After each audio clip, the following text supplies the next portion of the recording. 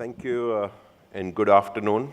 And I know I'm right there in between the session and the lunch, and also I think we're running a slightly behind schedule from what was initially planned. So what I'm trying to do out here, and maybe I may try to skip some part of the presentation and maybe talk about relevant points to try and see if I can limit it to about 10 to 15 minutes, and probably talk about things as I as a practitioner that we've worked with several players or intermediaries in this space, on the asset management space. What we are saying, how life is changing for many of them, and I think that's something which I would like to focus on from a regulatory perspective, and also to an extent of how some of these products, they are evolving in other markets, and I think where we see the trend for Indian fund managers or wealth managers to really tap into those opportunities. So please excuse me if I skip through some of the slides, but I'll try to see if I can cover it in some form. And please excuse the print, but I think I'll try and see if I can, and I'll probably, this is really talking about more on the history of the mutual funds, and I think for most wealth managers, I think this constitutes a very significant asset class for your clients. And I think this was really talking about taking you back to the history, and I think as for many financial products, US has been the originator for many of these products. And just as a talking point, I think the very first organized mutual fund dates back to about 1924, which was the Massachusetts Investment Trust. And I think that's really where a form of organized investing, pooling, open-ended fund structures really evolved out of. And to that extent, I think you need to give credit to the US regulators to a great extent, which has really developed the framework around how these structures operate and how the governance mechanism for some of these structures operate. And to a great extent, I think globally, and true for India as well, a lot of regulatory changes that the Indian regulators have really looked up to. I think over a period of time, especially on the financial services side, we've seen that US has been the torchbearer in many sense for some of these changes. And I did hear some of the initial panels which really talked about a very significant differentiation in the market and how benchmarking our markets against US or some of the developed markets or even other emerging markets may have its fallacy. But I think clearly as far as the regulatory frameworks are concerned, I think US would still continue to remain a framework which a lot of regulators would tend to emulate. And at the same time, I think Indian regulators have also recognized that there are nuances to how a developing market reacts to. And I think a classic question of whether a regulation precedes a product or it needs to follow a product to allow the growth and development of that product. And that's a constant debate that you'll see with the policy framework as well. And I think obviously nothing more to be talked about it. I think all of you are pretty familiar with how the industry's really evolved. And I think as statistics show it, I think today we are talking about close to about $210 billion of assets under management for the mutual fund industry in general. And this really significantly excludes the growing amount of alternative assets, which obviously find its way into the wealth management platforms. And I think as we are seeing, one of the key trend, not only globally, but also in India, is the growth of alternative asset class as a part of the wealth management. And I think that's really where for asset management companies in India as well as globally, where the growth, both in terms of profitability as well as assets, is where really you'll see the growth coming over the next decade or so. So I think more, as you see the trend classically, more complex strategies with hybrid products are getting more and more popular as against more traditional product like equity and debt products. And that's something where I think the previous presenter talked about products like REITs, InvITs, which is the Infrastructure Investment Trust, which now India has introduced its own form of product, which may find a lot of receptivity from investors, both HNIs, ultra HNIs, as well as international institutional investors. I think that's something which we are hoping would be a reality very soon. And those are the products where we as wealth managers see, or advisors to wealth managers, where we see a great opportunity for you to really tap into and grow the asset base to that extent. I mean, I think, again, one of the points that I wanted to touch upon, which was also covered, or rather briefly touched in the previous panel, I think ETFs. And one of the trends that we've seen in the US, while the growth on the equity side still continues to be large for traditional mutual funds, the trend definitely seems to indicate that ETF as a product is finding more favor with investors as against a traditional mutual fund. And I think its closer linkage to the market, its flexibility to reflect the market and the valuation closer to the market value, I think that's really the key driver, both across retail assets as well as institutional assets. And I think to that extent, as per the Investment Company Institute, which is the body which really aggregates a lot of data for US mutual funds, has clearly forecasted that ETFs are likely to see a very significant growth, a continuing growth in the coming decade as well. So again, I think in terms of global trend, clearly what we are seeing is three significant markets. I mean, by type of funds, I think is pretty reflective, as I mentioned earlier. I think while traditional equity products still constitute a larger portion of the pie, we are starting to see growth in more hybrid products, more alternative assets, and that trend is likely to probably grow in the coming decade. I think, again, this is the same indicator.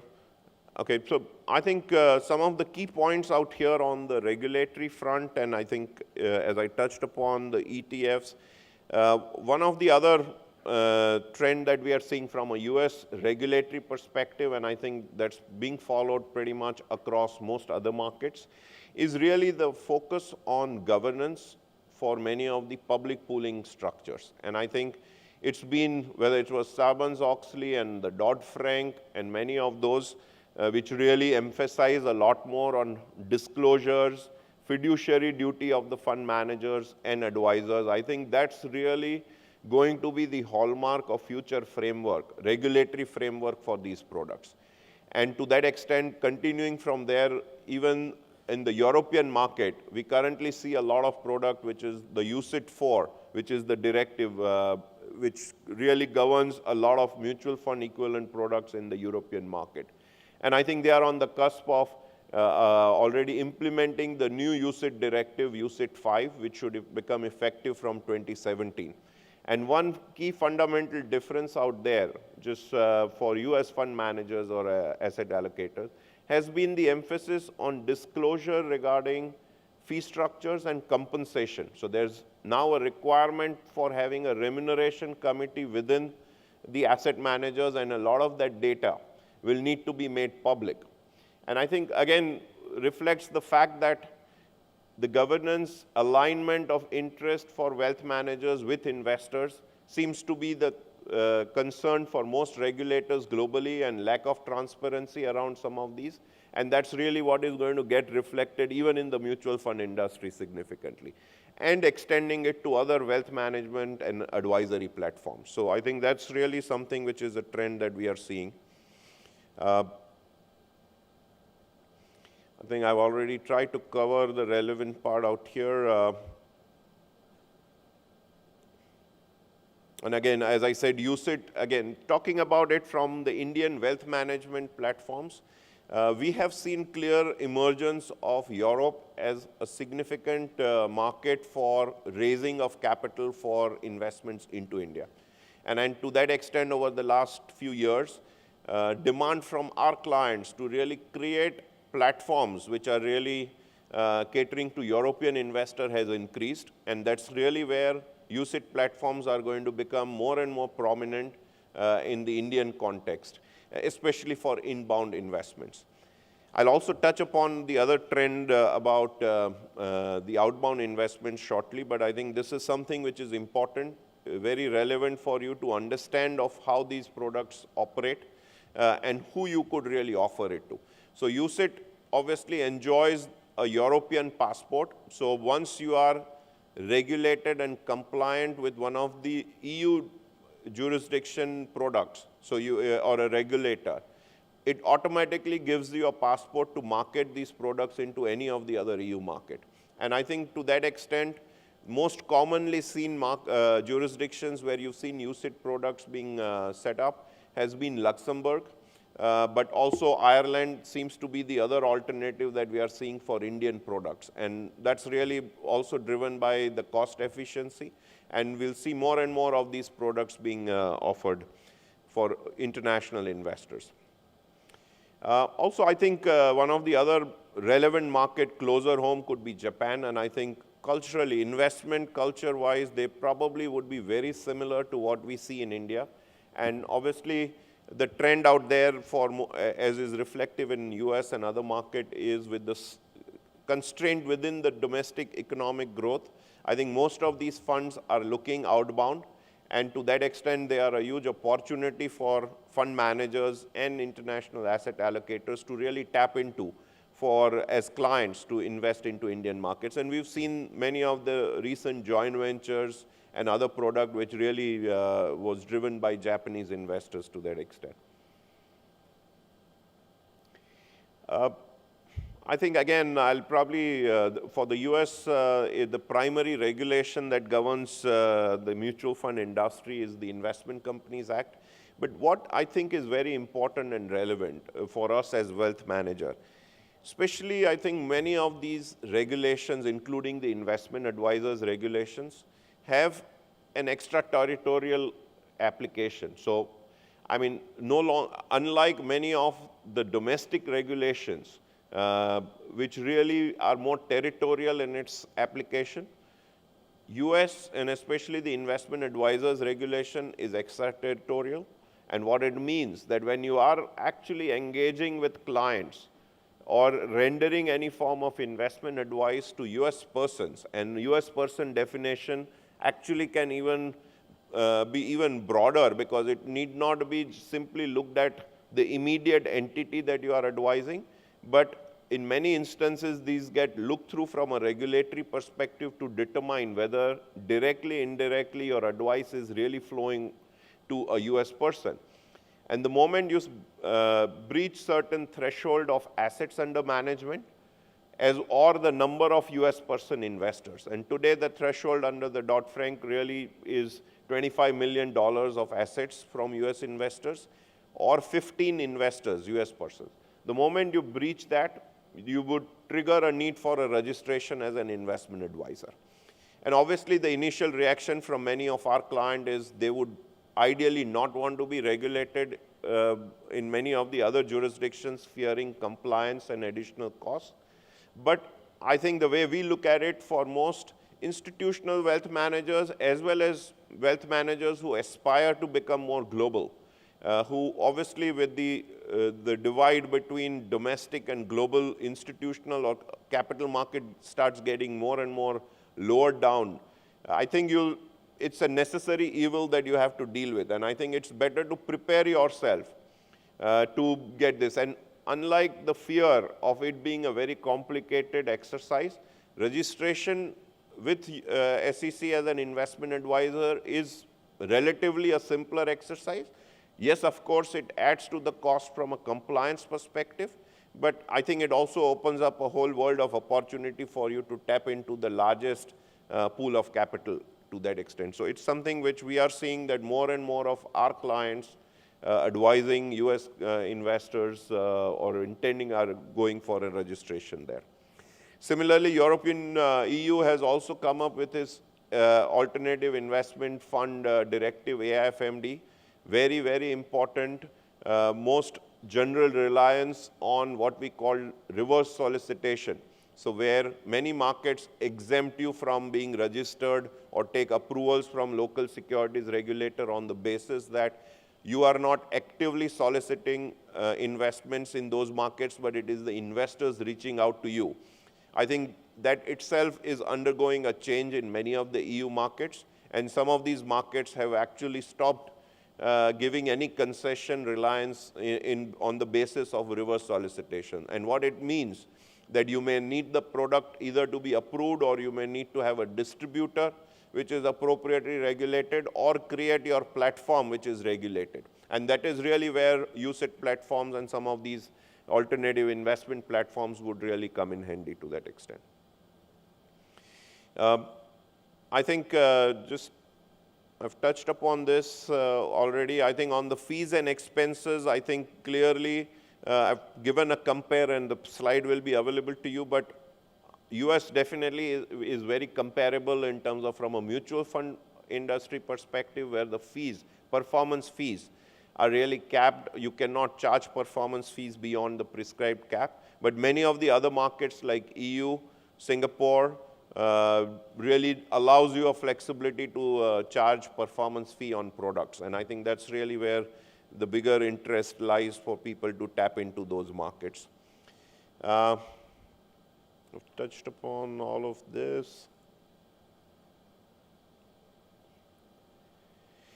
And again, I think this is where we're seeing a bigger opportunity. I mean, traditionally, India has always been seen as a market, as a destination market for investments. And I think what is now changing with liberalized exchange controls, we are starting to see most fund managers or product manufacturers looking at India as also a source market. And that's really where you, as an intermediary, an important intermediary as wealth manager, can get a significant opportunity to play that role. And to that extent, while today there are no specific guidelines laid down by SEBI for distribution of these offshore products into India, as I understand, this is clearly something which is on the cards, and you would see a regulatory development around that, hopefully over the next few months or the year, where you will see how these products can be distributed. So when you are approached by product manufacturers for distributing some of these products into India, be mindful of regulations and restrictions. Today, you can distribute these products on a private placement and strictly on a private placement basis. And also, to that extent, for offshore product offerers, it could trigger off a prospectus requirement in India, which they may not be willing to comply with. So you need to be mindful of how you ensure that these products are offered on a private placement. And that's really something which is important. And I think, lastly, this is a typical structure that we've started looking at and exploring for some of our clients to really tap into some of these wealth management platforms. It need not be, these are offshore platforms which really tap into Indian investors desirous of diversifying their asset exposure to international products, as well as for NRIs and other markets where you may have relationships and also extend it to invest in overseas assets. And this is really something which will see the growth of globalization of wealth management platform, and that seems to be the key driver. If you really look at the indicator of recent private equity deals that we've seen in this space, a lot of focus and interest has been shown in the wealth management space. And this really is where we think you as the players in this market will see a growth value creation opportunity for yourself in terms of creating more global platforms for wealth management purpose. So I think with that, I'd like to end this, and if there are any questions, we'll be very happy to take that question.